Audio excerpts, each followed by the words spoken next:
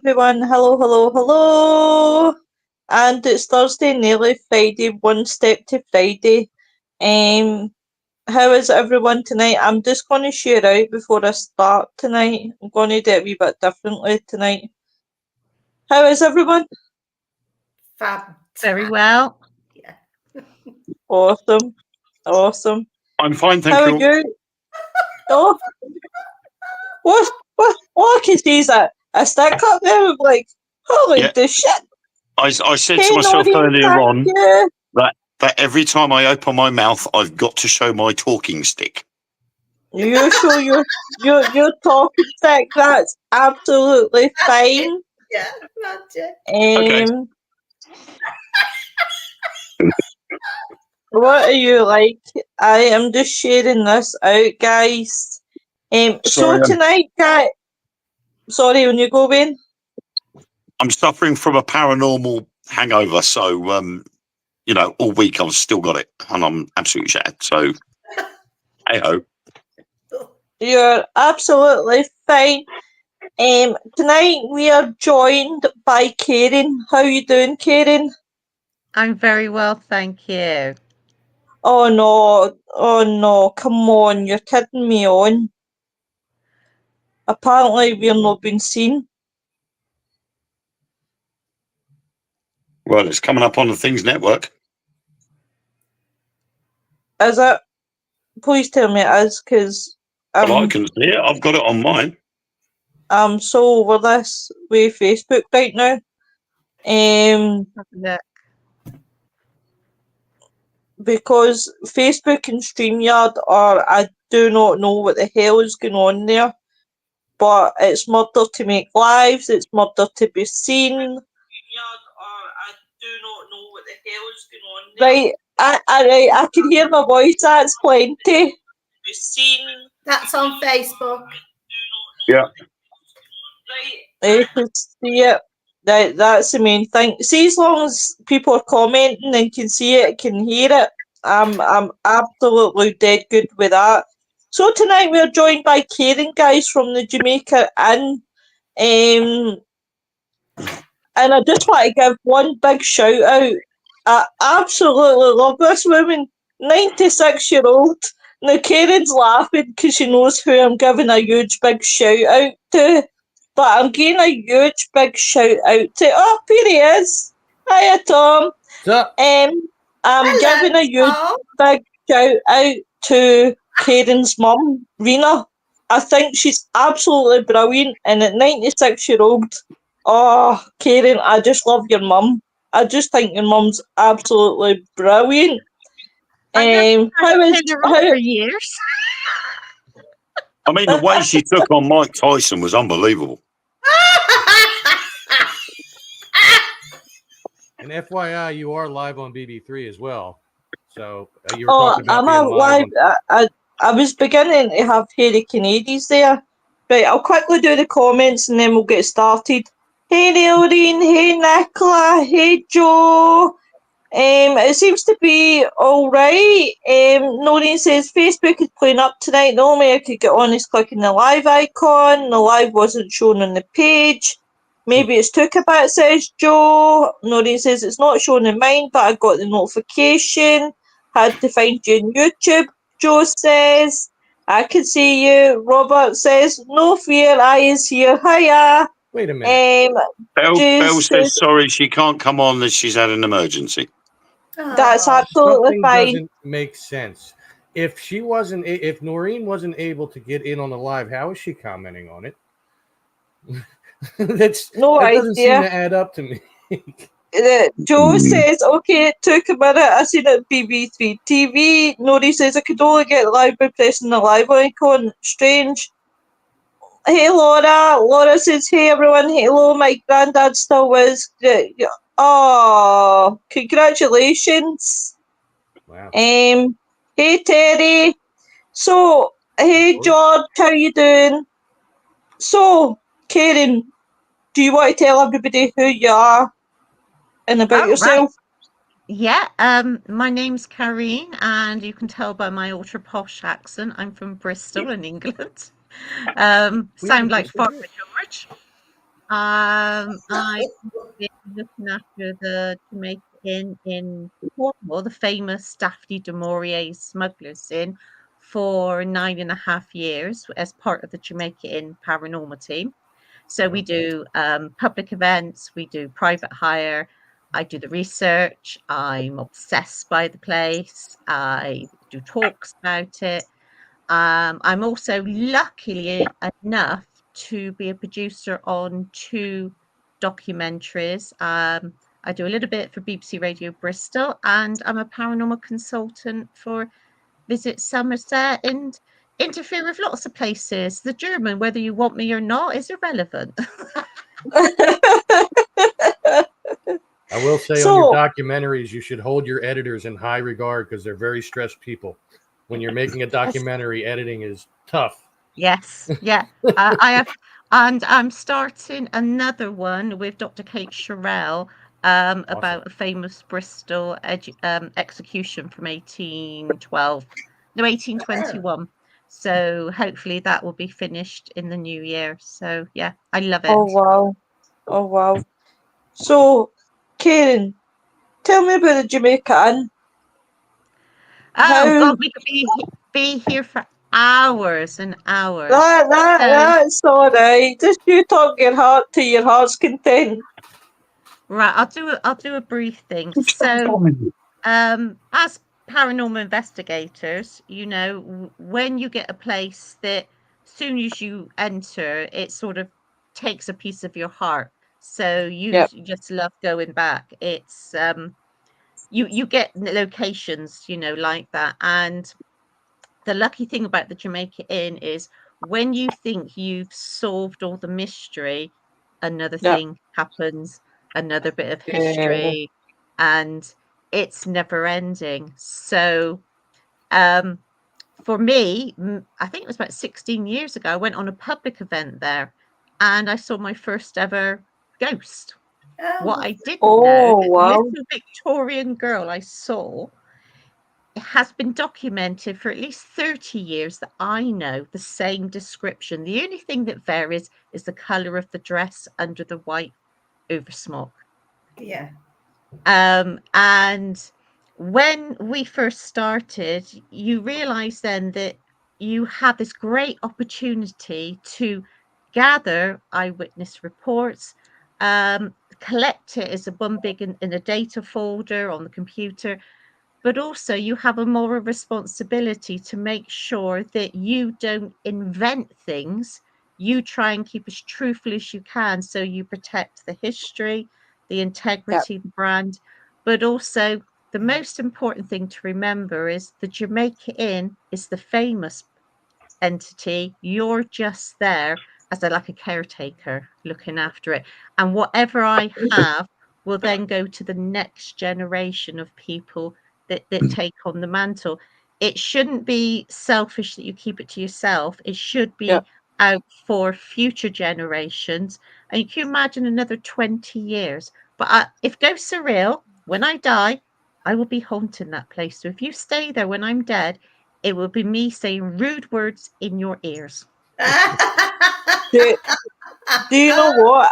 I've often asked this question often, right? But Karen, I know you, right? So I would be interested, right? And bearing in mind, you know what I'm like when it comes to my sort of language.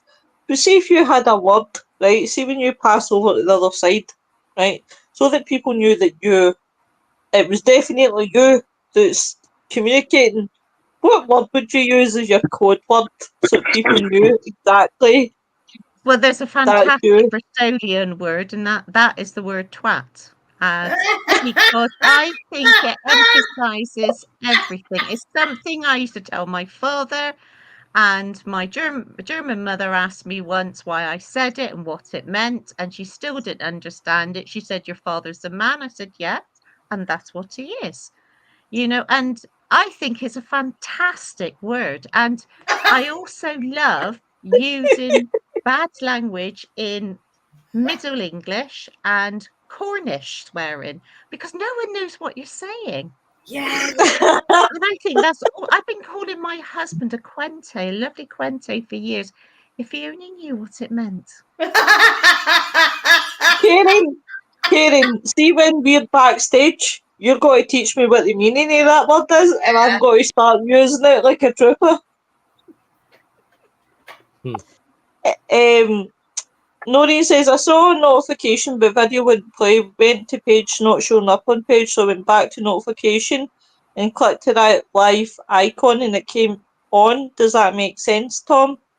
No, but it's Facebook, and they don't make sense most of the time. So it's no, they don't. I know recently that Facebook have done a couple of updates, so their updates aren't always for the better. Oh yeah, they broke it. Robert, do we get in for nothing? And Robert says, I get called Dick.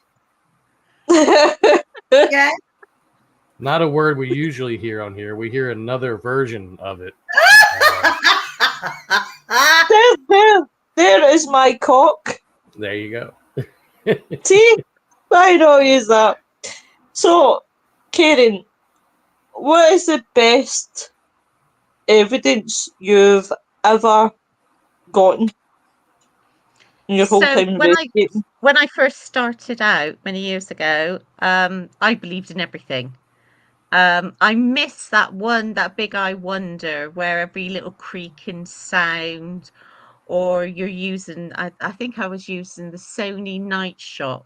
That was one of the first ones with, IR light and everything, and you thought all these dusts were ghosts, and and you're so naive about it all. And I was so lucky to get in touch with a wonderful chap who's been my friend for years, who calls me Brizzle Mum, and that's the wonderful Kev Kerr, who started teaching me about critical thinking and skepticism and stuff like that. And then I think you naturally go more skeptical as the years go on, whereas things would frighten you in the beginning because we all love that thrill. Now you sit there and go, I just seen shadow just walk across there. That's interesting. And it's like, it's so you don't bat an eyelid, but also you're thinking straight away, okay, what caused it, etc. But I think one of the best ones, and we've got it on YouTube, is what we call the Ginny hair flick. That was in the attic of Tettenhall Hall Towers many years ago, and it was only, I think, last year on the first documentary. It was a clip of it was used. It's never been sold to the media or anything like that. And there's a lovely lady called Ginny, and had an infrared camera. We're in the attic, and there's all different sections.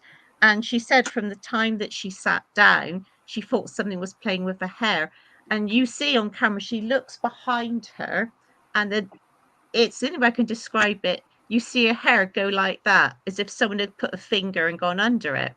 Yep. So when Alan, this is his footage, Alan Pine was, doing the review, we thought, right, we've got to get back there. So we were back there in 5 weeks, made her wear the same, checked, for holes in the attic and stuff like that, stamped up and down, blue, tried to recreate it, went to hairdressers. But we couldn't debunk it. So for me, that is the most credible, because we were there, we knew exactly where everyone was, and we knew where she was, because if you watch the full footage of it, she jumped out of her skin, and she said she felt the finger on her neck. And in the video, you hear me telling her to shut up, which I felt so awful after, because we didn't know what was happening. Yeah. But I've been lucky, even though I've got more skeptical, I still see what you call ghosts or apparitions, and I don't understand why. I'm not psychic. I mean, psychic is a brick, but I think sometimes, like a perfect storm, you're in the right place at the right time, but it's also with the right investigators. And it's not about belief, because I investigate with all different belief systems. But if you've got a group and you trust each other sometimes a magic moment will happen. Yeah. It's that collective energy, isn't it? If you've got a group that works well together and you're all friends and there's that great relationship between you, then it works. I mean, we've got six investigators in my team and we all get on well together. One of them I went to school with, so I'm going back 32 years up until the point where I met him again and asked him onto the team. So we had a friend there, then I got my partner Ellen, and obviously there's that relationship there. But then we got Sam and Marcus and Chloe, who were all friends. We all get on really well together, and I think that collective energy makes all the difference. If you just go in there with 5 other people that you've only met 5 minutes ago, there isn't that collective energy there. It's not the same. And I think when you've got that group, the energy's a lot higher. And I think spirit tend to follow that and tend to come through a lot more. One thing I've noticed with all the public nights down the Jamaica Inn over the years, that the public are our test subjects, and it's quite fascinating. And I do a talk, before we all start, and I say, look, you're a guest in someone's home. If ghosts are real, then you will speak in an appropriate manner to the people that live here, whether they're dead and they carry on, and also we're not a zoo. They're not monkeys in a zoo. And if you want to have something, depending on your belief system, you have to put the work in. If you think you're going to sit back, and I always say, if you've got a face like a slap kipper, you're going to get nothing. Think about, you're trying to talk to someone, say the builder of the Jamaica Inn, Captain John Broad. What would have interested him in his time period? Mad King George, the taxes, the war with France, and farming. It was a farm. So all this is important to that person who lived that time period. So think of a conversation you can strike up, and you might be lucky and have something back that will have you scratching your head. But it's hard work. You find, and I say to them, it's not about skepticism. It's not about if you believe. It's about the effort that you put into it. And that makes a big difference on the nights. Yeah. God, I suppose it's like anything. I suppose it's like podcasting as well. If you find your people, it will work. If you've got good energy, you can have a laugh and you can work as a team. It's as good as anything. And I find that as well. And I've always said in investigations, I won't go out with anybody unless I have good energy with them. Because if I don't have good energy, then there's no point in being there. Because it's just going to be dead, flat. Everybody's going to be standing there looking at each other, and it's just going to be like, no, this is too much chaos. And as well, like when you were talking about that, it didn't say. I think the best one I can honestly ever say that I got was up at Leonard's Castle, and I was with Stephen Daly, and there was me, Stephen Daly, and a few others in Robbie Crossing, and Steve doesn't scare easy. He really doesn't scare easy. I've been out with him many a time, and he just doesn't. And we were like that away from each other, and I was standing at the back, and I'm too busy looking at what's going on round about me, because Leonard's Castle was quite a place that I've never walked away with nothing from Leonard's Castle, because the atmosphere from day to night is in two entirely different things, and it's something. I've been to places and I have, investigated, and it's flatlined and it's went down, and I've walked in and it's took a bit to heat up basically. But with Leonard's Castle, you're constantly feeling like there's people walking round about you, because it used to be a mental hospital. and we were actually that away from each other. Now I'm sensing that there's people round about me, because you know that way where you think people are walking like behind you, you just go like that. Yeah. First glance is like, what's going on? Honestly, I kid you not, guys. I'm not making this up. I've never heard anything like this, and I have still tried to debunk it to this day, and I just can't. But all of a sudden, there was a sigh. It was caught in a live, and it was a sigh, but there was nobody in between the middle of me and Steve. And Steve nearly went 6 feet into the air. And he went, what the fuck was that? And I was like, that wasn't me. I didn't make that noise. That's too loud. That wasn't me that made that sigh. I wasn't sighing. I was too busy looking behind me, trying to figure out who's behind me. And to this day, I've sat and tried to debunk that and say, could it be this? Could it be that? Could it be this? Nothing. Cannot debunk it. And like yourself, I came into the paranormal as 100% believer. Knew this aspect of the game. I'm no anymore. It's like I'll always use logic first. Can it be this? Could it be that? Could it be the next thing? Well, you know what? See if I can't answer it by A, B, and C, then start looking why that could be paranormal. It's funny how people who go from being big believers end up years down the line very skeptical. I think it's very interesting because the journey that we've all made changes you as well. You know, I sat in a circle for nearly 2 years.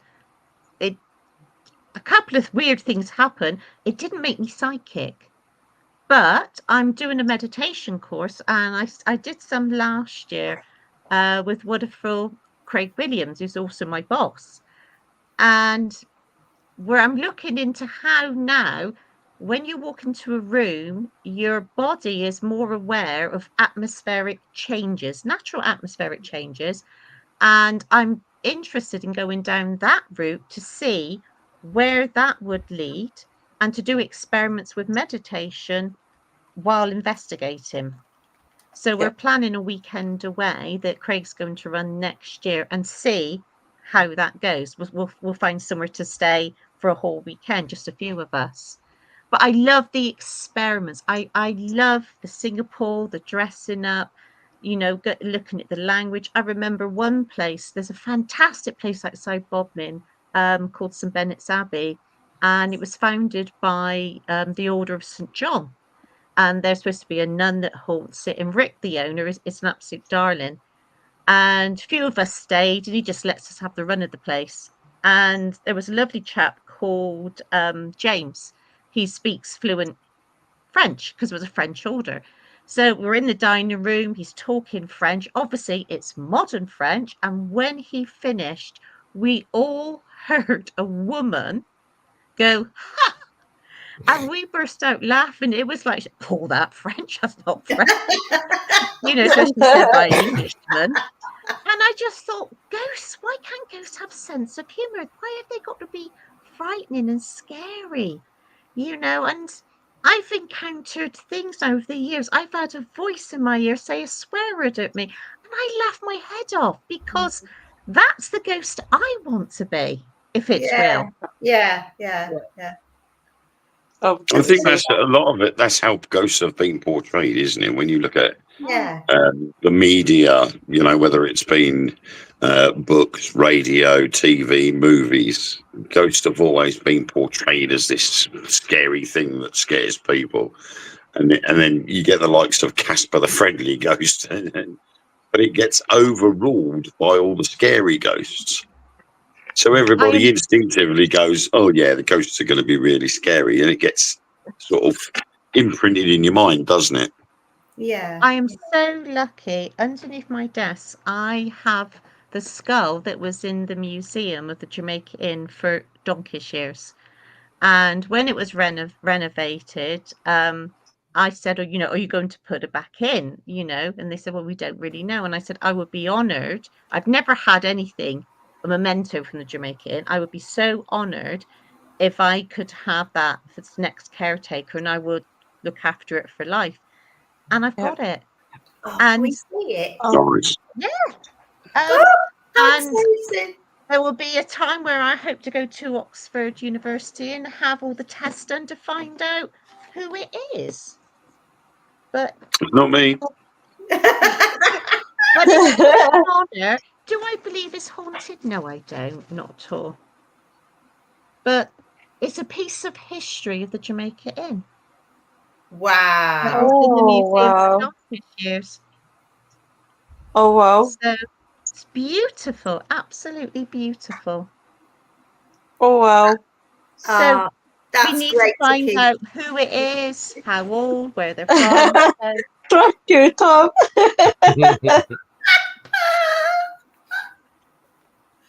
You're somebody else. Oh, thank you for that, Karin. I'll quickly go to the comments. Chris, hey Chris. No reasons, it'll probably write itself in time. I'm having the same issues on all lives at the moment. Joe says I still need a graphical for tonight on the deck.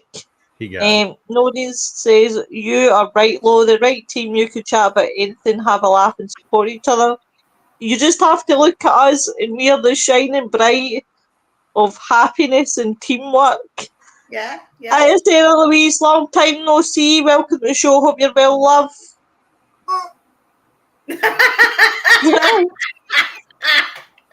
And that's just Tom's cock. He just tunes on me every so often. It just makes noise. I don't know. Weird. They just go beep. Oh, Karen. Welcome to the madhouse.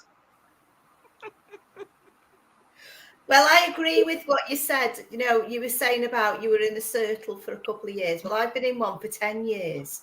And it's just flow. You don't realise how quick time goes. And it becomes like a norm. And even though I go near enough every week, it's we never get personal with each other. We're still, even though we're friends, we never go out with each other. Apart from one, apart from Lorraine, she's one of the elders there, and she comes on in vests with me now and again.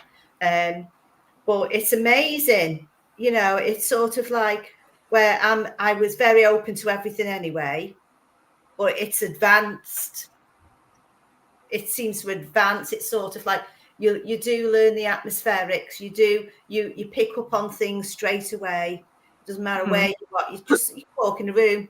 You can see if it's a bad day or a good day in there with whoever it is, and you do. And you pick up on spirits all the time, and it's a good thing, really. It's a good thing, I think. I think as well that we all got that gut action that a lot of us ignore, where we meet someone, they're really nice, but your gut's telling you danger. Yes. You walk down a dark lane and something's telling you not to do it. And I think we ignore it so much that I think we still have that, going back to when we were animals, that instinct. Some people have it more advanced, I think. Some of us still are animals. I am quite the party animal, Trust you. He does have that mysterious face on. That's just his natural face. I don't know what you're talking about. So, if you had anywhere in the world to go to investigate, where would you go? So, bringing up my mum again. So, my mum's a German-speaking Czech.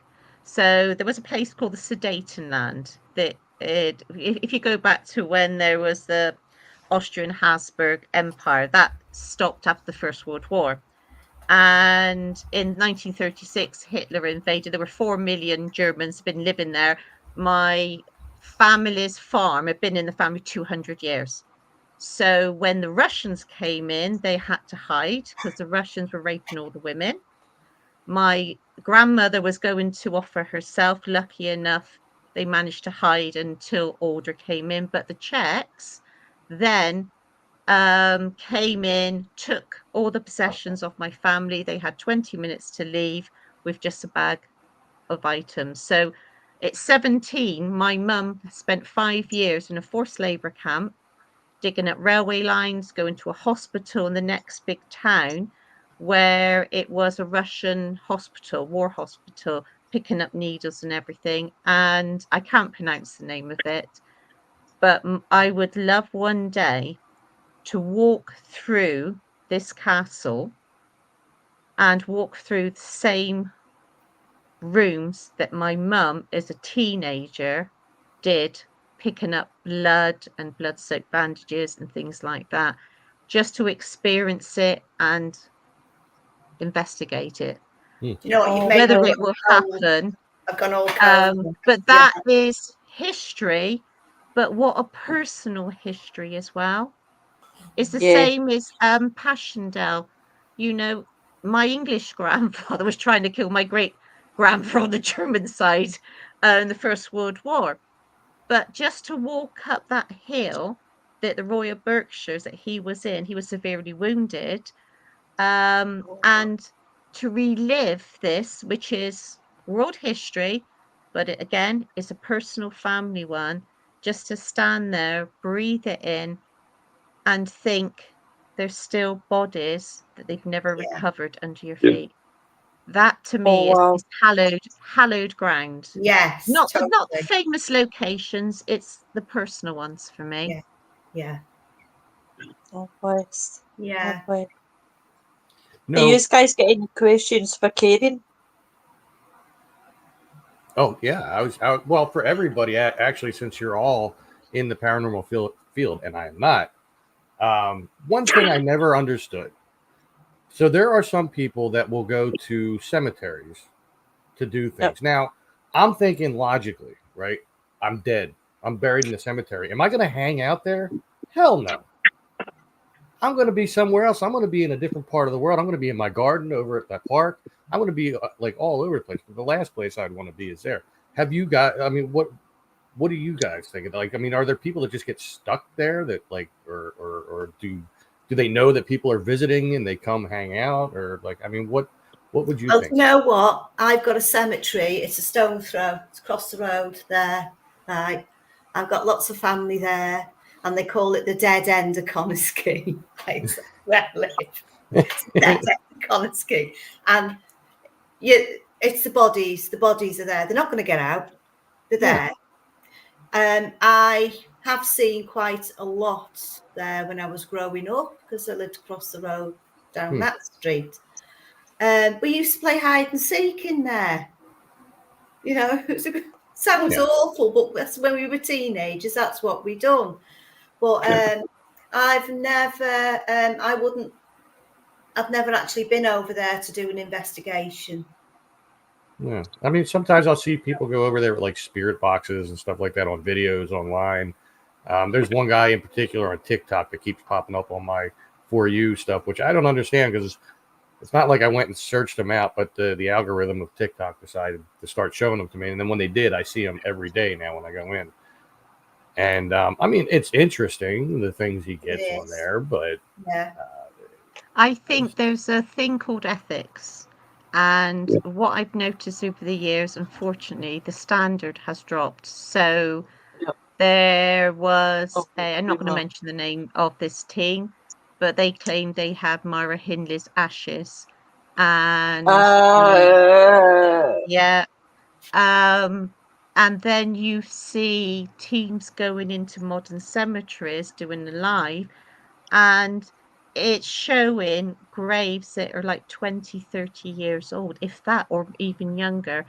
Now, I think that's morally wrong.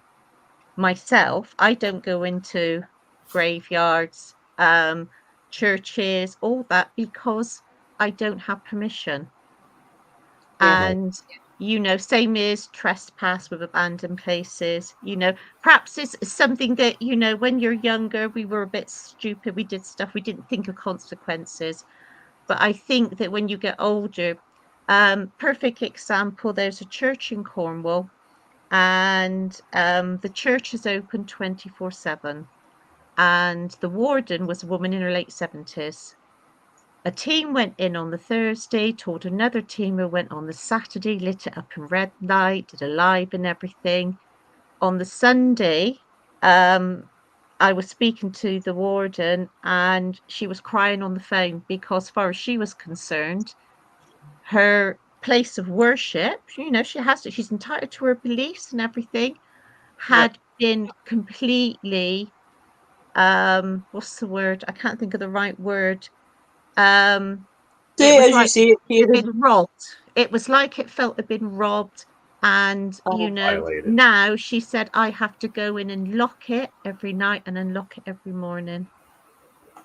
So why should the paranormal community have a right over that? They Yeah. didn't think. I think that it's not deliberate. They just don't think of the consequences. But when you see the other side of it, it makes you realize that you have to have a conscience and you have to think. And also, when is the cutoff of a death acceptable to investigate? Yeah. You know, Yeah. that's Understand. something we've got to find a baseline on. Mhm. You know, certain famous things like the Moors murders, the Welsh, you know, when all the soil went over on that school in the 60s, that Yeah. can never be investigated because of, you know, the tragedy there. Yeah. So, I you know, totally get that. what is morally acceptable? I don't know. See, this is the problem that you have, as you're saying, Karen, is you have teams. I'm going to bat this one out here, so watch this. Right, you have teams who are think that they're a cut above stations, shall we say, who think that we are untouchable. You can't touch us. We can do what we want. And that goes for a certain man, shall we say, who thinks he's untouchable, right? So, Zach Baggins. well, that one, so they think that they could do this certain things, going back to them, the certain, well, they're not a team anymore. I'm laughing because it's funny, because something came into my head there that I thought was quite amusing. But shall we say, no longer together, right? Who went for the Moors murders, and like you said, like caused an utter shit stick because they wanted. You They were had given. Keith Bennett's brother Well, that's so what I was just upset, about to say. and you know Yep. it's very uncomfortable as a paranormal investigator. I don't want to be associated with that, but No. unfortunately, we all are through Yep. the actions of a That's minority. And that how are that we that is the going to problem. change it? I don't know how You that know, will work. I mean, I totally get what you're saying. I was disgusted. I was personally like jaw dropped. I mean, that woman from the minute that boy went missing to her death in 2000, I think it was 2007 or 2017, 2007, around about that time. And for people out there that don't know, I won't go into obviously timing and YouTube algorithms. There was a famous case in the UK and England with the Moores murders. I won't get into graphics, but basically the youngest victim was a boy named Keith Bennett, and to this day the mother and the family never ever found the poor lady. Haven't God love her soul, Yeah. never ever found her boy up until her death. And what our paranormal team thought was great fun was they wanted to go and do EVPs and find this boy, which caused utter distress to the family. As you say, the brother, who's still living today, was very, very depressed and very, very upset. Now, where I do crime shows, and will be doing crime shows, I will deal with everything very, very respectfully. Very respectfully when I'm talking about such crimes. But to actually try to do a paranormal investigation, but it wasn't, let me tell you right now, folks, it wasn't for the genuine wanting to help. It was the genuine ratings. It was for the ratings. It wasn't for the family, and it caused the family such distress. That's where you're going right way over the lines. Yeah. Way, way over the lines.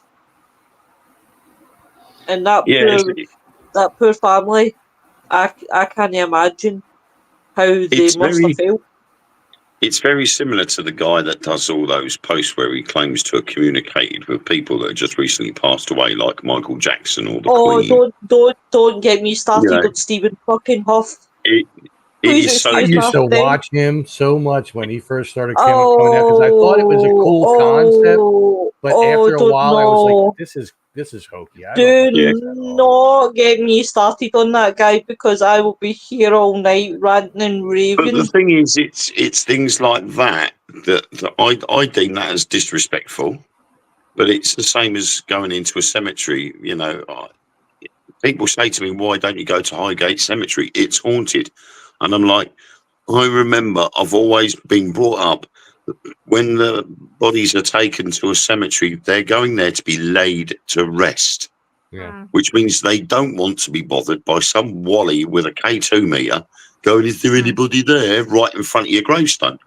That's disrespectful as far as I'm concerned. Yeah, and I couldn't do it. Unfortunately for people like Stephen Huff, it was all about not only the ratings, but the money, because he manufactured these really expensive gadgets and people were buying them and making their own YouTube videos, and they were getting similar results to what he got, of course. Oh my God, do you know what? You have started me off now. See that man? That man is the absolute kryptonite that I see red in. Honest to God, I see red every time I see that baldy, heated faced man. Honest to God, it's like everybody who dies, it doesn't matter who it is, right? They're not even crossed over. They've not even got to the public gates. And that man's on YouTube going, I could bring them up. I could bring them up. When the Queen died. When the Queen died. He got like sound bites of them, and he fed it into this machine that just jarbled it up, like made it backwards, forwards, and stuff like that. But it was their voice, so people believed it. Yeah. And it sounded like they were giving answers to what he was saying. But sorry, Karin, but this man gets right underneath my skin. He's like the kryptonite. But I'd say Baggins is in front of him. I cannot stand him. Honestly, I don't care, right? Because this man has threatened a lot of people with lawyers. I don't care. Sue me if you want, because I've no money. We're allowed to have opinions. Sue me. I was going to say, what's he going to sue you for saying that what he's doing is a load of garbage? Yeah, it is. I bought into it for a little while, but then I said, nah, this is crap. In the beginning, when he was just using the Radio Shack hack stuff in the beginning, it was more interesting to me than when he made those big elaborate things with the crystals and you got to hold on to the wires and this and that and the coils. Like, that's when I was like, nah, this is a bunch of bullshit. Nah, I'm done watching this guy. Unsubscribe. Boom. No, it's the fact, right? These people ain't even cold. And I mean, literally, they've not even had a funeral. And this guy is on YouTube saying they've came through. The Queen, I mean, why would the Queen go to him? I'm sorry. She's got, She was she's just got passing a through. big party. Why the hell would she go to Stephen Huff in America? Well, she thought it was worth going to him for a cup of tea before she goes. I like him. Karen's like that. I wish I had come on now. I wish I was down the stair watching my 9 o'clock show. Although I will say, so this is being broadcast also on BB3 currently. BB3 TV is a network of sorts that my friend Dom and I had started, and our original intent was for it to be variety entertainment. However, for the first year plus, it was nothing but paranormal. We had tons of shows on there at one point. We went to the Gettysburg Battlefield Bash the one year while we were in the heat. We were giving away free T-shirts to try to promote the paranormal community, not present company and not people who are currently still involved with BB3, but some people from the past. Was so high school, immature, like the just the way they treated each other, the way they treated us. People were at this event and they're going around doing a live feed, and picture this camera is our table. Like, yeah, we got this and we got that, and we got this over here. It's like, whoa, you just skipped right over us. Why? I mean, a lot of them knew who we were because at that point we had been around for like a year or more. And they had heard of us at some point because some of the people they know did broadcast to our network. I mean, Chris DeCesare was a big one. And Chris is a sweetheart. He's an angel.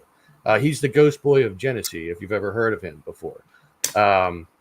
His story is phenomenal. But he was always nice to us. And he used to be part of BB3, but now he's moved on to bigger and better things. He's got his own show coming on Netflix. So yeah, from humble beginnings with his stories and interviews and then BB3, and now he's moving on to something else, and that's great. But there is a bulk of people in the paranormal community that I have seen as an observer of it who are very immature. Yeah. Like, you know, oh, well, we don't like them, so if you're going to be friends with us, you can't be friends with them. Well, Yeah. screw you. What is this, high school? Oh, you can't sit at our lunch table and blah, blah, blah. Like, good. I don't want to sit with you. Guys, that's the way you are. honestly, right, everybody, let's be honest here, right? How many times has that happened to us? How many times in countless hands has it happened that we have been blocked, we have been removed, we have been slated, we have... I can't count... Harassed. Yep, stalked and harassed. I've been stalked and harassed. I'm getting harassed by a fly. They're a bunch of clowns, is what they are. That's it. And do you know what? I just laugh now because I find it's... Aye, that's exactly the way I find it. It's so amusing. Air Bear bunch. So he's like, right, hi Martin. Noreen says, I don't think it's ethical to live stream when there's your graves as their family's still living. It's just strong. No, if you want to go back in time and do like the Gettysburg, you know, like with the war and everything like that, the Civil War and all that. I mean, that would be fine. I mean, they've been there hundreds of years, you know. Yeah. But if it's just like somebody that just passed away or whatever, Yeah, it's not good. No, it's no good. I mean, if it's your family member and you're doing it, but you're doing it just for validation that they're okay, that's a different story. Yeah. You know what I mean? But if it's just some random person that was in the news and it's like, yeah, oh well, let's go check this out. Like I say, trespass is such a big problem, especially in this country. Yep. I never do it. the disrespect is awful. Yeah. Absolutely awful. I have my own YouTube channel. It's nothing to do with paranormal. I do a lot of exploring historical stuff and everything. I never, ever trespass anywhere. Because I know then I have video proof that I actually trespassed, and they will find me. It's happened to other YouTubers. That's the thing. Do you know what? We were talking about, when they just passed. Do you know what really I was gobsmacked about all of this stuff? Remember the lady last year that was found in the stream up in Lancashire? Nicola Bully. The amount of people that I watched on Facebook or YouTube getting her through, and she apparently, and she was telling them everything, and it went on, and it's still going on. Let me tell you the story. I watch Auditor Guys from time to time, and I discovered through it was actually another channel, that one of the auditors that I watch, oh my god, I sounded a wee bit, sorry Karen, I just sounded a wee bit like your voice there, just with the way that I said that there. One of the YouTubers, he actually had to change his name, and he's actually barred from the village that Nicola Bully lives in, because what he was doing was his own private investigation, but he was really, really peeing off the locals huge time. Now you can imagine St. Michael's is a small village. Small, huge It's a village. really big, Make your small mind up. place. It's like minor, seed everybody, but right. So it's a small village, right? But it's huge. And shush you. I get a wee bit gobbledygook with my words, right? But it's like, Tom, I'm going to kill you. I'm sorry. So it's like locals are very, very protective about what goes on round about there. So this auditor guy who was doing his own private investigations was all pissing them off because he was going and asking questions. He was standing where he shouldn't be. He was doing videos. He was making assumptions. He actually, at one point, was actually speaking to the boyfriend in Nicola's, but wasn't telling the boyfriend what he was doing. So he was having that conversation. Then he was trying to catch him out.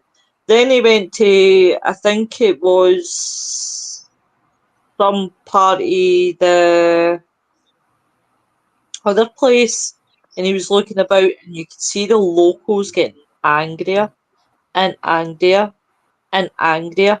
And it was actually to the point where every time they seen him, they would cuss him out. And then there was actually one point where the police actually had to get involved and actually told them, if you do not leave here, we're going to have to arrest you and put you in the cell. The police said to him, because it's not because we're arresting you with anything, we are putting you in your cell for your own safety, because the more that you pee off these locals, the more they're going to have to come. They're going to have to come and get you. They're going to get you. You need to go in a cell for your own protection. Like what you're saying, Karen. See, when it comes to things like that, you absolutely leave it the hell alone. Whether see any sort of thing that you see on the telly, leave it the hell alone. Because when you're going into small places like small villages, everybody knows everyone. Everybody has each other's backs in there. They don't like people going in and being Outsiders. nosy. Yeah, they find it quite intimidating and it was actually that bad that the guy had to actually change his name on thingy. And the thing about what these auditors don't realise is, is people can get names, people can get addresses, people can find out where you work. Easy. Yeah, of course. It's amazing what you find out these days. In fact, one of the auditors that I quite watch is he actually recently had his name outed. There was people made posters of his pictures of him and his wife. They put them everywhere where he worked. The full lot, and What it's kind of just like pictures were these things of him and his wife? What was going on in these pictures?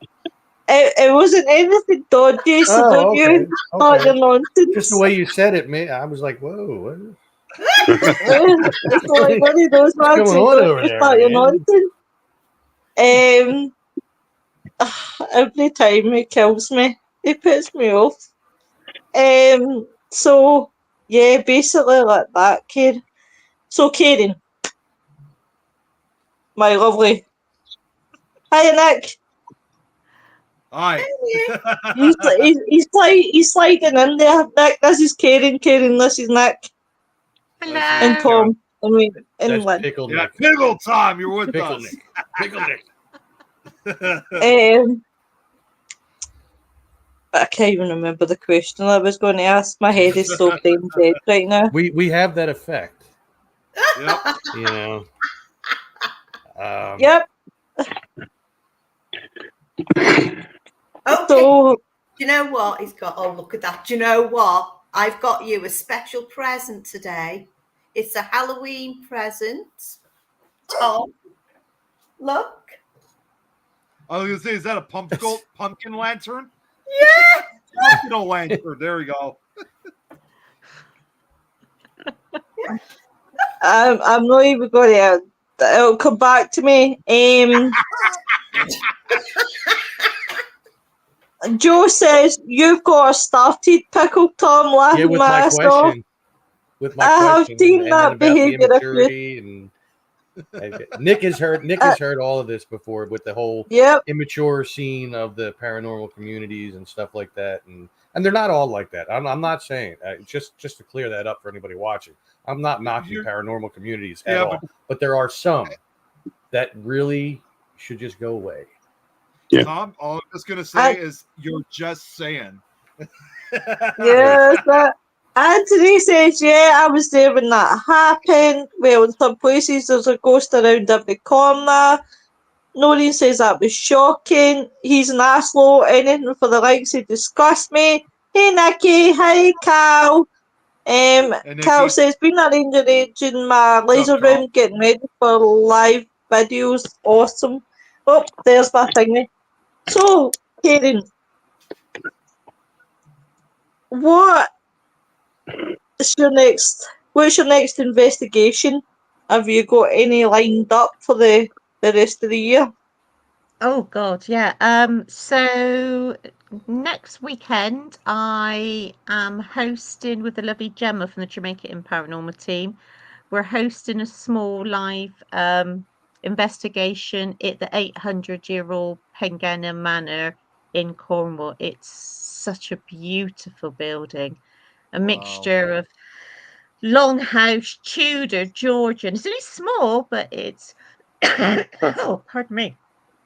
I have that too. Don't worry. What's it called, Karen? A cough. It's called a cough. It's splendid. And then the following week, Friday and Saturday, we're at the wonderful Old Vicarage Hotel for 2 nights of private investigation with fellow investigators. Lovely. Oh dear. See? But there's loads.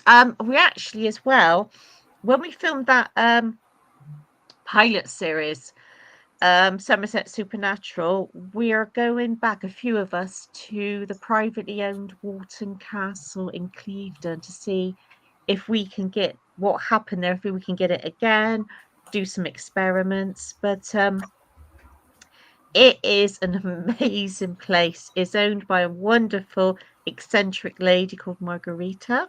Oh. And it has a swimming pool underneath the central turret. It is a fabulous place. it looks like a TARDIS. You go inside, it's a lot bigger than what you think. Yeah. But it's not cheap to hire. Let's put it that way. It's quite of a shocker. So we're doing a Monday night. Pardon me. Looking forward to doing that, especially. And then what have we got? We've got obviously quite a few at the Jamaica Inn coming up, but it's the private weekends away are my favourite ones now, where you have, say, 6 to 8 of us in an old manor house just to ourselves for a whole weekend. And Yeah, we sleep lovely. there and eat there and just chill and surrounded. Because I always wonder, do we invent the ghosts? Do we bring the ghosts? Or are ghosts there or ghosts everywhere? And it doesn't matter where you go. You can sit in a modern field, a modern house. Who knows? Who is going to own? Because I can hear Karin. There you go. Who's she? There you Ghosts. go, Karen. Oh, In StreamYard, whoever isn't echoing is where the echo's coming from. Just. Sorry, Karin. Try Yeah. again. Was it echoing? I couldn't hear it.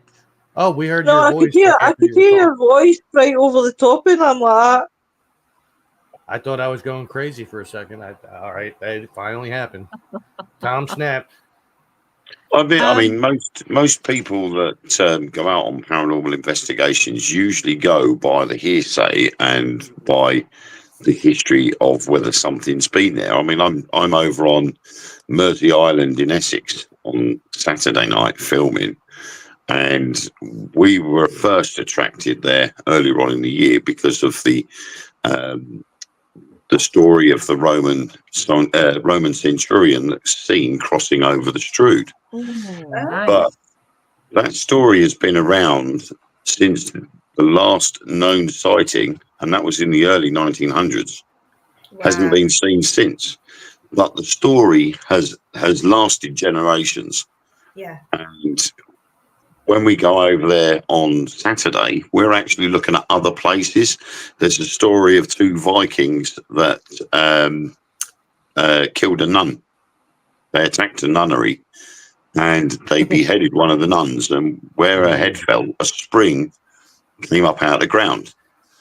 But the nun was actually called Osith, and she was canonized and became St. Osith, which just over the water from Mersey Island is a village or a town called St. Osith.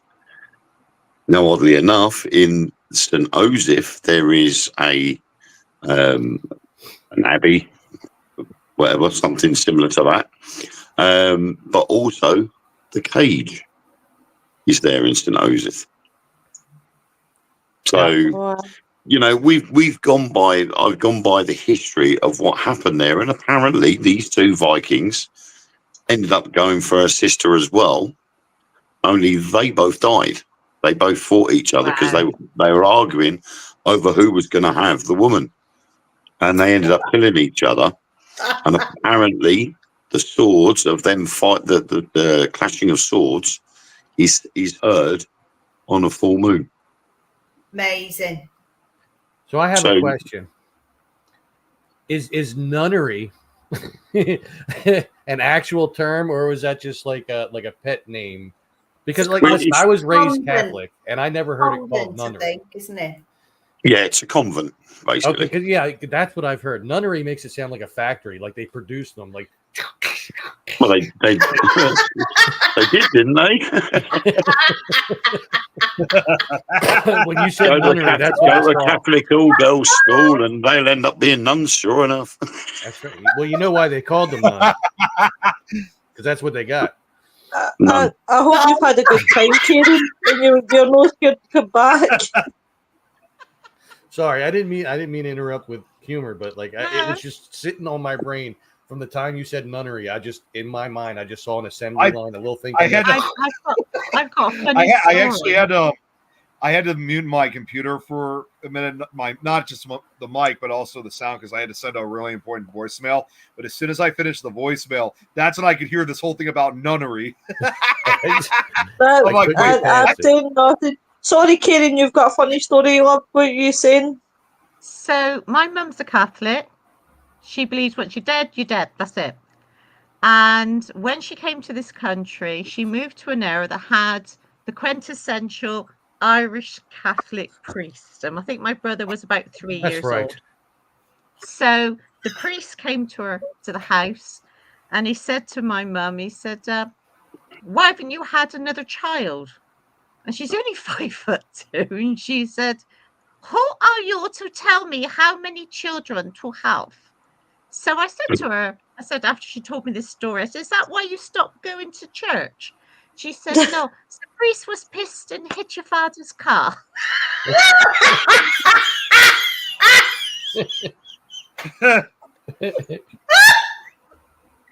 Wow. Oh, You got Lynn on that one. honestly, I would, honestly, Karen, I would honestly make a podcast at any time, at any day, at any week for your mother. Seriously, just to have her on. I would make it at any time for her. You would have to be on I would even be on my bestest behavior. Well, then you don't have me on that show. I don't think Lois would be on the show either. Listen, she'll be typing in the comments. I could behave when I want to. It's just a matter of do I want to. I just have no desire. Yeah, and that's very rare. Yeah, the reason why you can't behave, Tom, is someone keeps ringing that bell. You can't concentrate. I can't concentrate. Who keeps ringing that bell? That's that. Joe says it's pickle Nick. See, hey, Chris, how you doing? But honestly, your mum, honestly, do you know what, Karen? See, when honestly I feel a wee bit blue, I always go into your profile to look at your mum's stories, because I think your mum's stories are just out this world.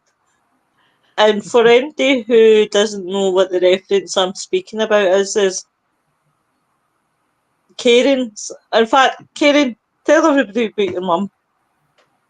So she's 96. She's a German-speaking, well, she calls herself Bohemian. And after the war, as a refugee, the Sudetenland, 4 million Germans were kicked out.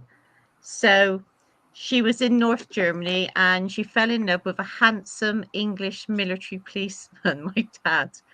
And for years, he told me he bought my mum for 200 cigarettes off her father. That's right. All it took was 10 packs of cigarettes, and I bought your mom. Yeah. A whole carton. When they were courting, they used to stand under a lamppost with an English-German dictionary. But my dad was a very clever man. He picked up German very easily. And we would go out for meals. And my birthday's the 8th of May, which is VE Day. And I remember once we were out for a meal, and I said, isn't it ironic? I'm born on the 8th of May. You're German. You're English. And my mum goes, yes, it was a terrible time. Quick as a flash, my dad said, what do you mean you started it? You invaded Poland. So she's had 48 years of marriage of that humour. And I'm like my father, and I carry it on. And what makes it so funny, she ignores it. And that is the jewel in the crown, and I've had her on BBC Radio Bristol. I've had her arrested by the police, jokingly. Wow. For her birthday. I set it all up. On her 90th, I took her down to the fire station. She had a ride in the fire truck with the hose and everything. So yeah, she's amazing. But also, it's a testament to a generation that we will never see again, that were so hardened, that went through so much, And as she said, she's the happiest when she came to this country and loves Bristol. That's so Oh weird. boy. That's another one, Lois. That's another area that we have here as well in PA called Bristol, just outside of Philadelphia. Wow. I will be doing a video there. That's because you couldn't think of your own town names, so you nicked ours. Well, no, it was the people that came from there and settled here that Yeah. Do they have a Bristolian accent though? No, it's more Philadelphian, not so much like Rocky, like, hey yo, what are you doing? But my mother, when I was growing up, I used to go stream jumping. I used to say, I'm going downstream. And she said, no, you go to this stream. I send you elocution lessons. I said, I'll go when you can say W and not the. I never went. What are you talking about? Oh. And there was a little bit of humor when you said your dad picked up German quite easily, because he picked up a German quite easily as well, since she fell in love with it. Yeah. Yeah, he tried to teach her to drive, and she crashed his military jeep against a tree.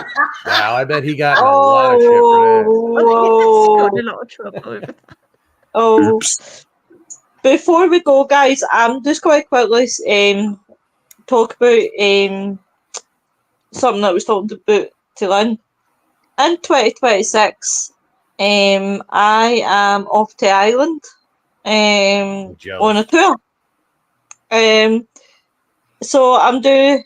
Oh, Mary! Woo! Mary for the Netherlands. Oh, hey, Mary. Poor Mary, she'll be like, whoa. So going to Ireland to do a tour. So there is a thing, guys, that for anybody who's ever interested in going to Ireland for a tour, check out May's Secret Tours, Secret Island Tours.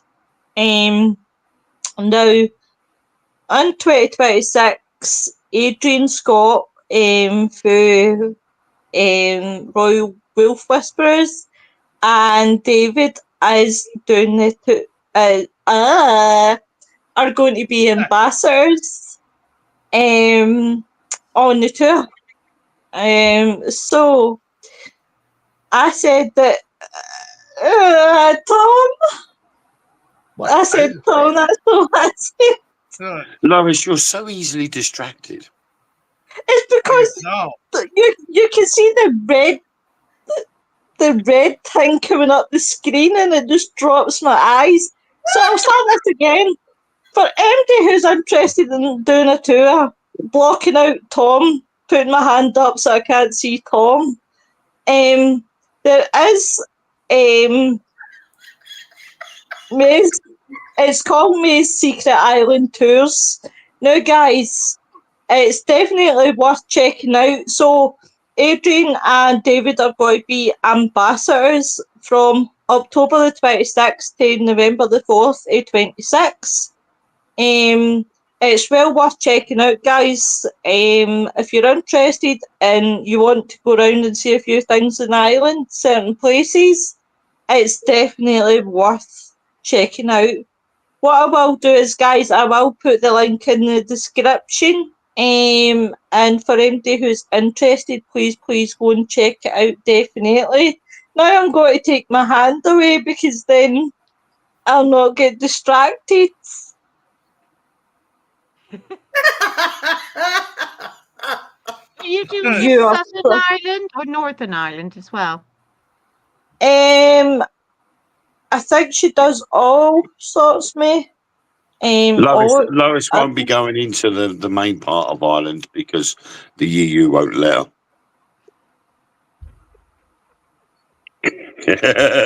You do Northern Ireland. See if they're going to do Limavady Workhouse and the amazing Shane's Castle. That is fantastic. There are so many castles there. I want to go there so bad. Well, this is what I said the last time, and people laugh when I say this, but I'm fed up of seeing castles. We don't. I want to see something different, and it's like I'm You go to the Guinness Brewery. The Guinness Brewery. Oh, in Dublin, yes. I've been told that even if you don't like Guinness, and with the way we get it here, of course, it's not fresh, but I've been told that if you get it right from the brewery when you're there, it is like the best tasting beer you will ever have. Beautiful. Yeah, Ben. Like Lovely. straight out of the where it was brewed and just into your glass. It tastes a lot richer over there. That's right. Much richer. It's beautiful. Us Irish know our beer. But I put The link. the link in the description. Thanks, Tom. I got your back. Thank you very much.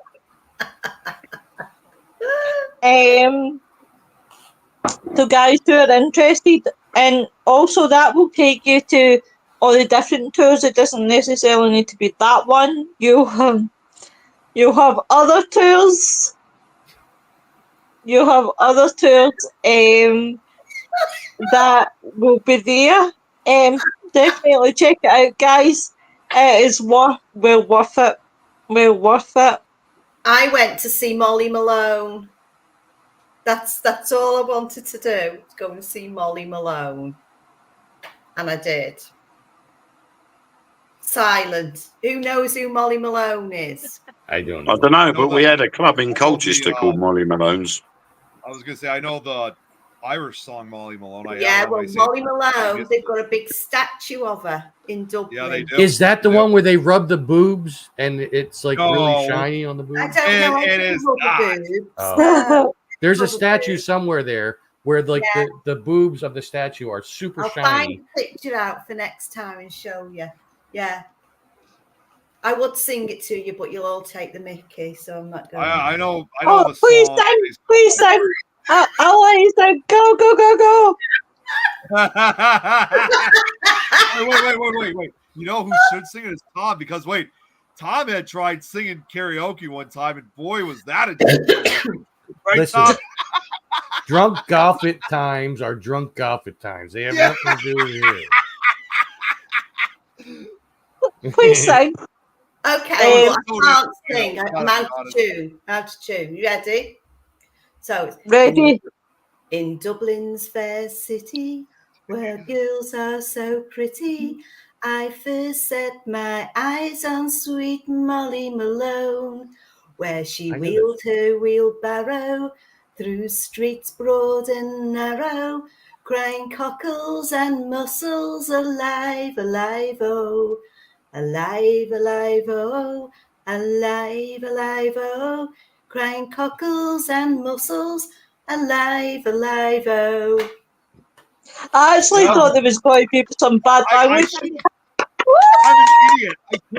I could have. I just realized I had an instrumental version of that song. I could have. I do know that song. That while you were singing, damn it. My goddess is very, very Irish looking. If you look at my profile picture, she's in it. You can definitely tell she's very Irish, and she is in love with the whole Irish music scene. So yeah, I get dragged out to quite a few things. We have this thing here in New Jersey, the Wildwood area of New Jersey, where it's Irish Weekend, which just passed like a week ago, and we missed it this year. Yeah, but we were there quite. Like a couple times, and we have gone to many different places where they play authentic type Irish music. Of course, when they say authentic, it's the American version of the Irish music, but it's a good time. So I do know that song. It's great. It's jiggy, isn't it? You just can't stop tapping your foot and clapping your hands. It's really good. And speaking of Molly, there is a story here in PA, up in the Poconos, where I did my last couple of videos. Actually, the last video I posted, Jim Thorpe, where they talk about the Molly Maguires, which were a group of Irish coal workers who pretty much just had enough. Like they were pretty much slaves, and they just had enough with shit, and they revolted. But it's an interesting story if you ever think to look it up, Molly Maguires. But I will be doing a video series on that at some point. Yeah, it'd be interesting. Yeah, I tried to start it when I went to Jim Thorpe, because there's a jailhouse there where they hung like 4 or 5 of the Molly Maguires, the main protagonists. And I tried to get in there, but by the time we got there, it was closed. So, Karin, I just want. Sorry, honey, on you go. No, it's all right. That's fine. No, on you go. No, I was hurry just up. going to keep going on. I ramble. You know that. Just don't worry about it. I know that too. Then you now you make me feel bad. Carry on.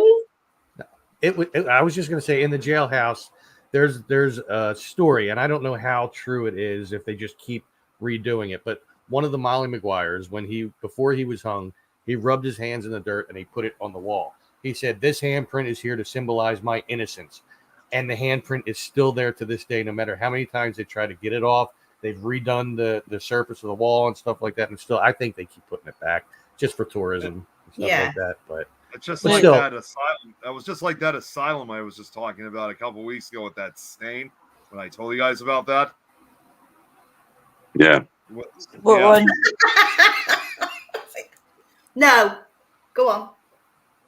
No, I did answer. What?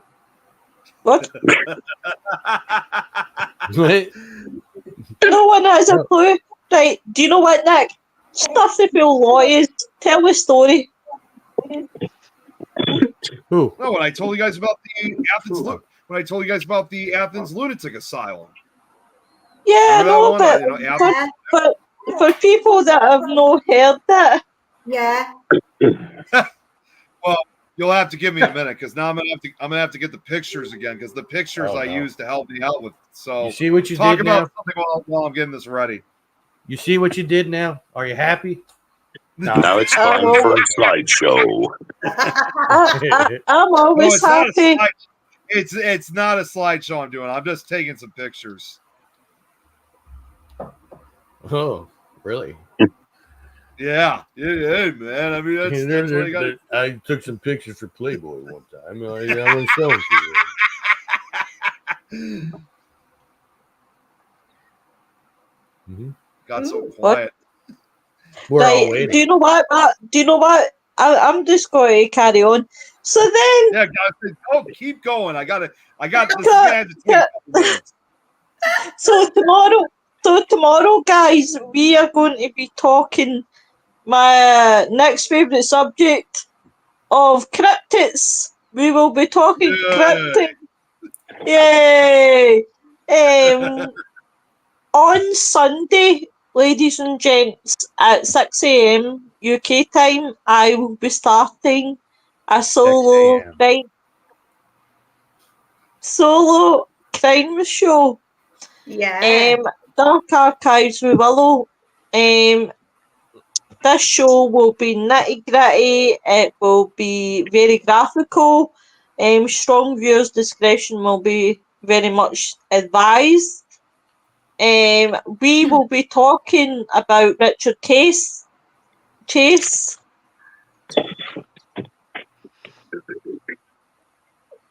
What the hell was that? I'll be joined with Nina Moody from Royal Wolf Whisperers. Oh, I can see the statuses flying right now in my head. So yes, guys. So then, obviously, that will be 6 a.m. Oh Jesus Christ! Why did I have to pick that for the first one? Yes, can I ask a question? What on earth persuaded you to do it at 6 a.m. in the morning? Because dear, geographically, right?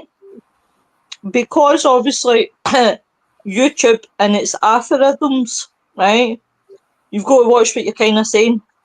I couldn't feel comfortable doing it about this time because children are still up in America and wherever. So basically, I see your point about getting American viewers, but then what you're going to do is you're going to lose the UK viewers because they'll still be asleep. Well, no, technically, she didn't say 6 a.m. She said 6 a.m. So that, you know, I'm still going to be in bed asleep at 6 a.m. well, I tell you what, set your alarms. Lois. You prefer the American viewers? That's fine by me. I don't mind. See if we care. Right, well, for my UK viewers that are up early in the morning, come and check me out. See that bloody rain? He can just stay in bed. I mean, all you got to do is put viewers' discretion advised along the ticker bar. Even You're that covered. didn't work. Or you Even can that change didn't the work thing in the corner. for a crime show. Parental discretion. You just have to watch your P's and Q's. I'm sorry. Did you say I always watch my P's and Q's. You didn't know you didn't watch your C's and your CH's though, did you?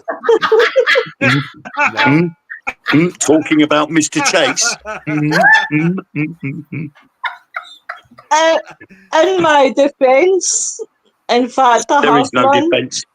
There is no defence. You determined to do that, you were. Because you talked about it beforehand. I'm not letting you off that one. You sinned. You're naughty. I can see many statuses flying about my podcast already, and I've not done yet. Oh well. Never mind. Look on the bright side of things, it gave you a laugh. Yeah. Can I ask Karen a question? You can ask anything. Yeah. Apart from your the pub that you love, the inn, where is the next favourite place that you've ever melted into? Oh, my second has to be Woodchester Mansion. I've done about 28 times. I go about 2 to 3 times a year. Love it. I saw It's a nice soldier there. on the top floor once. It's a fascinating one, but we go there to do Pacific experiments. Usually between 7 and 10 of us. So yeah, it's an amazing place. I like the basement, oddly enough. Oh yes. I was always the second I got in there, always attracted straight away to the basement. Yes, I've seen a creature type thing many years ago that's supposed to be there. I don't think it's scary. I think it's a deformed person, so to speak. Yeah. But yeah, that's a weird place. Yeah, but yeah, that's a weird place.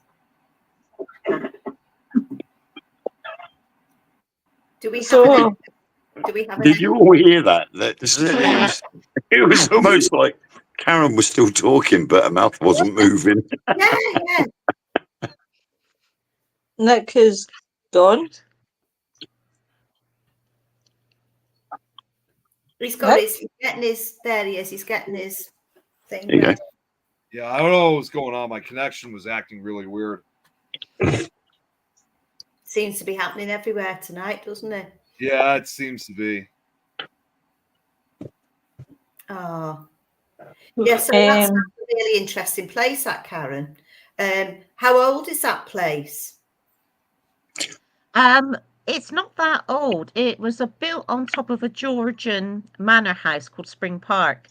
And there was a chap called Mr. Lee who became a devout Catholic who wanted to build a big house, got a massive chapel, and it was never finished. But it was occupied during the Second World War by Americans, Canadians, and English military. Churchill went there, but it was secret. There's a lot of weird things, but yeah, the Woodchester Trust are gradually sort of putting glass in and things like that. But it's just something about it. Yeah. You can walk down a corridor 1 minute, feel fine. You walk back, and it's like someone's behind you, and all your shackles go up, and it's a bizarre feeling. Absolutely, it just fascinates me completely. Like and the wonderful Chris Howley looks after it, for the paranormal, and what an investigator he is. He's fabulous. It's almost like they're following you round, isn't it? Well, I'm always lucky. If I stay in a haunted hotel, I hear screams and then footsteps running. It's usually when I'm getting undressed, so I'm always safe. Whoa, that's not very. You know, what's did wrong with these afterlife people? What? They're like running away. Oh my God, she's naked.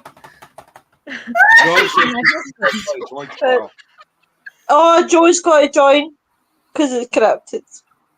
Well, speaking of cryptids, I do have one that's pretty well known. That's not that far from me here. Being in Philadelphia, we're close to the Delaware River. Just on the other side is New Jersey. Oh, I already know what this is. The Jersey Devil. And they're supposedly a place that I have done exploring at before, the Glen Ford estate. If I would have went down the steps onto the beach, there's a big rock that supposedly has the footprint of the Jersey Devil in that rock. Oh, yeah. I have not gone to look at it myself yet, but I will. I want to do an episode of This Is Tom's World to hunt for the Jersey Devil.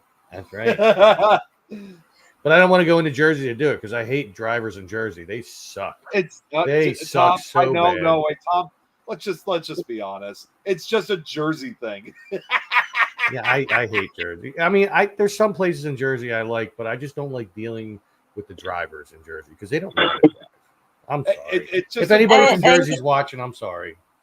Well, that was just going to be my thing there. I was just going to say, God love if we've got any Jersey viewers tonight. I'm sorry. I don't know. You guys come over here and you're just all over the place. I don't know. I don't know. You must have watched that South Park episode with Jersey. God damn it, you guys. Sorry, I do impressions from time to time. It happens. Oh my Lord. Dom, come on. Dom was just trying to call you? Dom, yeah. Oh, Tom's on a live. I should call him. He's still going. Dom, if you're watching this, leave Tom alone. He's on a live. I can talk after. I mean, I want to talk to Dom. I haven't talked to Dom actually one-on-one in a couple of weeks, easy, which is weird because we never go that long. I can imagine you two like you are in the hairdressers under the hair drying, getting ready. Did you see her last night? She's wearing that. Well, you know, that would be a big feat for Dom to be under a hair dryer, considering he is completely bald. I don't know why he would be. He's warming his scalp, you know.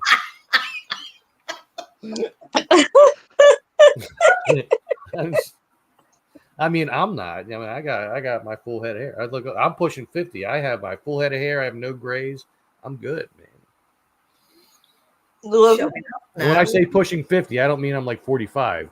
I'm going to be 50 in February. So, you know. Well, not exactly. Happy birthday to you. Happy birthday to you. I gotta say something about that. Technically, though, he is still 35 years old. He is divorced, and he lives in a van down by the river. My name is Matt Foley.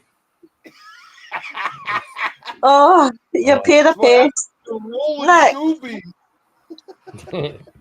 Nick, did you find that, honey? Yeah, I got the pictures ready now. So, he said, okay. Shut up over there. Is that Will Shakespeare over there? From what I hear, you've been using your papers for rolling doobies. Sorry, he got me started. Nick, see what you started. Yeah, but I'm just trying to save Tom the trouble here, though. I would not have brought up Matt Foley, but you know. Yeah, I know. I'm saying. Anyway. Well. Anyways. So I'm sorry if I'm repeating this for some of you guys who've heard the story before, but what I got here is because you were just talking about that the stain, Tom, is that there's a similar place like that actually in well, it's not necessarily similar, but it has a similar situation like that at a former insane asylum in Athens, Ohio. I actually have a photo of what the asylum looks like. This is called the Athens Lunatic Asylum, or what's now known as the Ridges today. It's owned by Was it a the state hospital or something? Or well, no, not anymore. It was, but not Right. anymore though, because it's now part of Ohio University. that's quite impressive looking. I don't, It is, yeah. I've actually been to this location. got So like it's turrets. You know, if Yeah, it anybody does. invades, they can aim their cannons out there, and it's all right. That wasn't funny, I guess. no. But anyway, I mean, this was originally built back in the late 1860s, early 70s. And no doubt this place is said to be haunted. But what makes this place haunted is actually of a patient that once existed. So about over 100 years after, almost 100 years after this building was closed, was opened, it closed down in the late 70s. Although it didn't really come to a full closure until 1993. But among the patients that they were transferring patients like they obviously do with like they do with, to a lot of new facilities. But there was one patient that was missing, and that was this patient right here by the name of Margaret, who in 1979 she mysteriously vanished. Nobody knew where she was. They searched the institution like 3 times. They couldn't find her anywhere. But it wasn't until like about 6 weeks later till they finally found her, and they found her in one of the towers of the asylum. It wasn't an extensive search, you know, Yeah. because they It seem to wasn't. be the predominant parts of the building. I'm just saying. Well, because even by then, when it was in operation, there were some areas that they were no longer using, so that they just kind of abandoned. Now, the story goes was that Margaret apparently was, I guess, playing hide and seek with one of the staff members, and She that just either thought they were really bad at it. Damn, man, I've been maybe, here I don't forever. know. But no, either she got lost or she got locked inside one of the towers, and she couldn't, they couldn't find her. She apparently they said that she tried calling for help, but nobody heard her. But the weirdest thing was, I think she probably realized that she was going to die in one of these in the tower that she was stuck in. But before she did, she took her clothes off, then folded them neatly onto another part of the top floor that she was on, and then she just laid right on the ground. And that's when her body was eventually found, like 6 weeks later. But when they found her, it left a bizarre imprint, and this is what they found. It left this stain, and of course, obviously, they tried cleaning it up. But the weirdest thing is that stain kept coming back. And yeah, I mean, there's secretions that happen in the body after it expires. You know what I mean? And they're tough. They're tough to get out in the wood floor and stuff like that. Yeah, and as a result of that, that stain is still there today in that tower. Yeah, and then she was raped by 1,000 maniacs, and that's how Freddy Krueger was born. Yeah, that's the real stain right there. And they say that they've tried cleaning it up multiple times. I don't see the stain. Are you? Where's the stain? Are you sure? You've got to look in through the window and then look down. Yeah. It's contrast to the rest of the concrete here. You can't see it, Tom? No, you still have the picture of the front of the college up. The 2 towers. Oh, wait a minute. Okay, I don't know why. I thought it was. I wish somebody could have said something earlier. Well, because I'm the only one that's callous enough to interrupt you. Well, no, because for some reason it was not here. I'll just do it this way. I mean, it was not. It looked like it said it was still sharing. I thought you guys could see the pictures. Yeah, it was sharing the picture of the towers. Let me try that again. It was sharing that first picture you brought up. Well, now it's sharing the whole screen. So you guys can see this one, right? Yeah. Yeah. Right. With the towers. I'm gonna exit this one, then to the next one. Yeah. Okay. Next one was the patient Margaret. This is her. Can you guys see her now? Oh my God, that's a crypt keeper. What the hell? Oh my God. Wow. Hello, boys and ghouls. Oh God. No, that is a real photo. That is the only picture of Margaret that was taken while she was a patient at the asylum.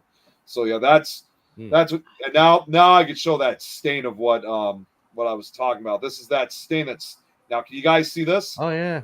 Yep. Yeah. That's quite sad. That really, I think that's very. Yeah, She had like an hourglass shape. That's weird. I would have Very thought from the much last picture she was like just like skin and bones, like olive oil. But She didn't have any arms or legs either. yeah, I know she was an amputee. Well, We didn't know that. Her appearance, I think her appearance of like how she looked like that. I mean, it's not only just that she was like in her 50s, I think, and I think she either had Down syndrome or she had dementia. She had one. You know what? Her arms might not be there because maybe she had them on her chest. You know what I mean? Maybe and maybe she had her legs up, like bent at the knees. That's why another thing you notice. There's no leg prints. Right.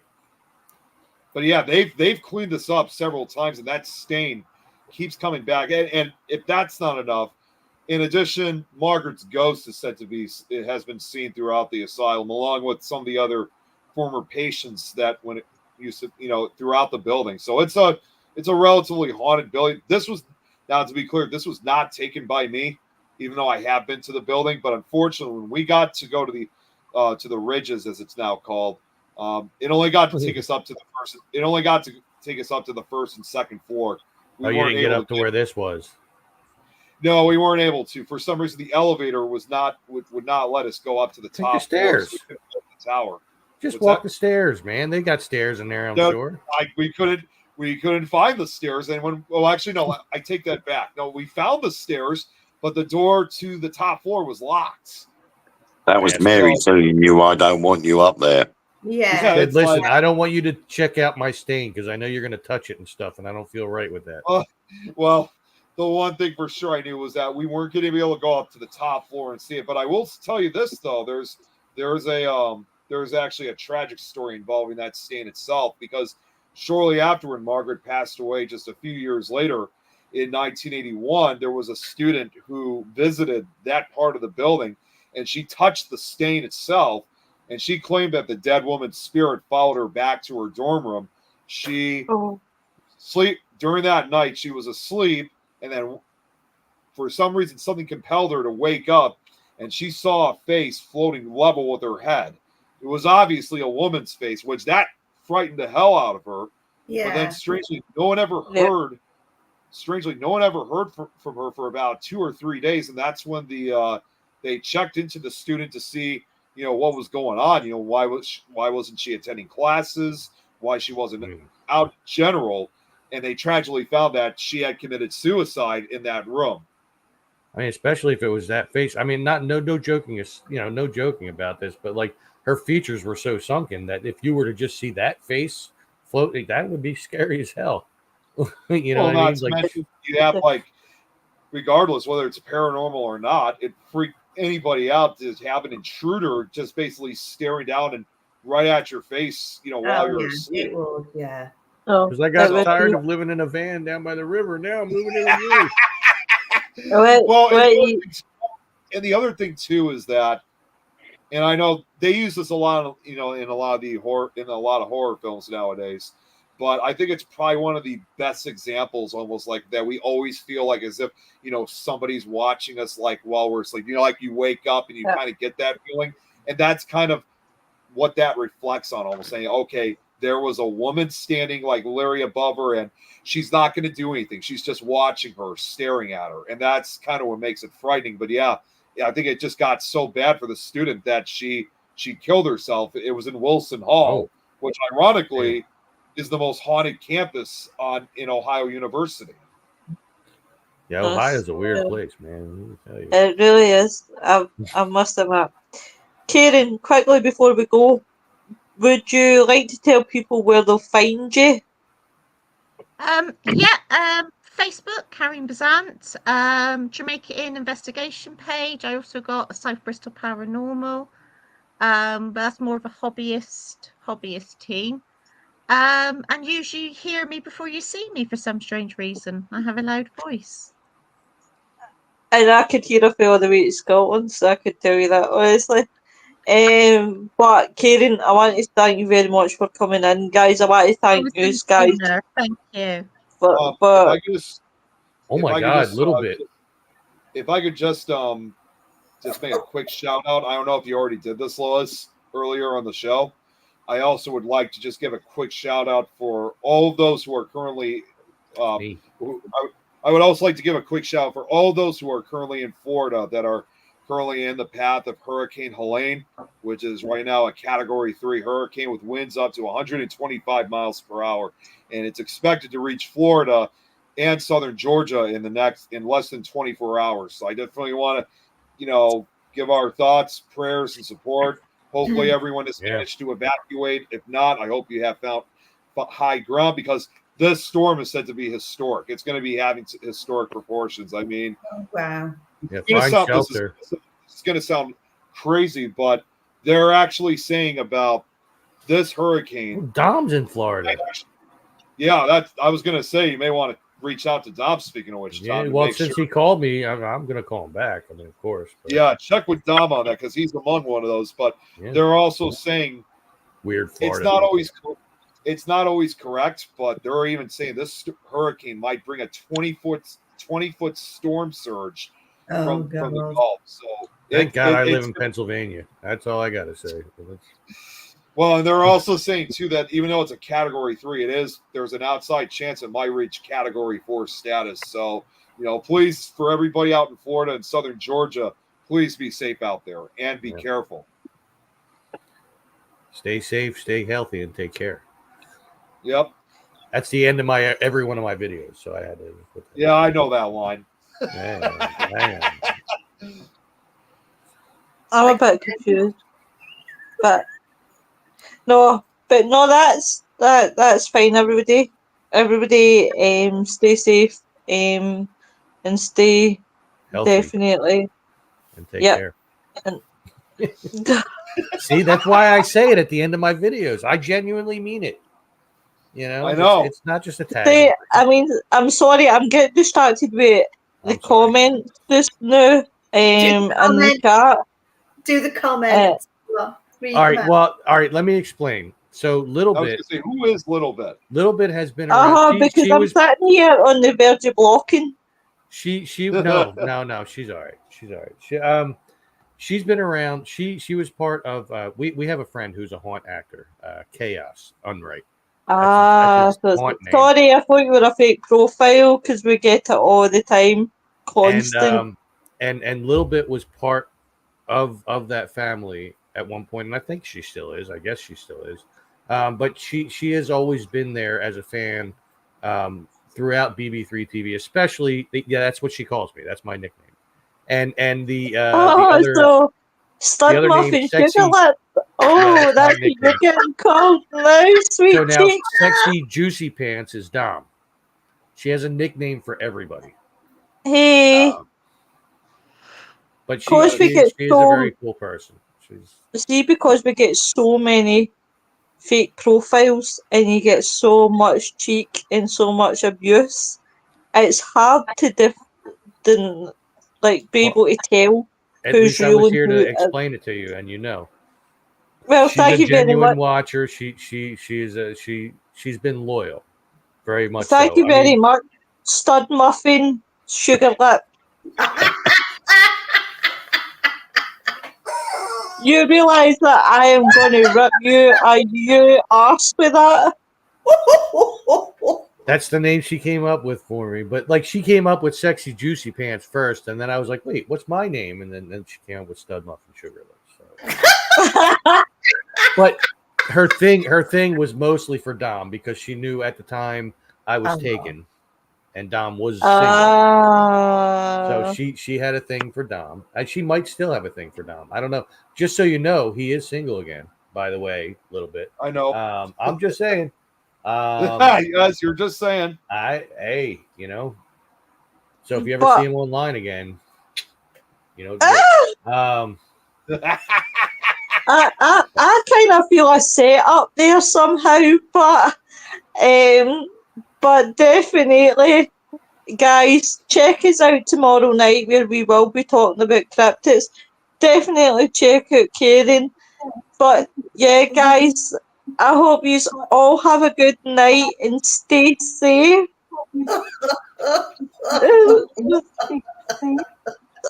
healthy.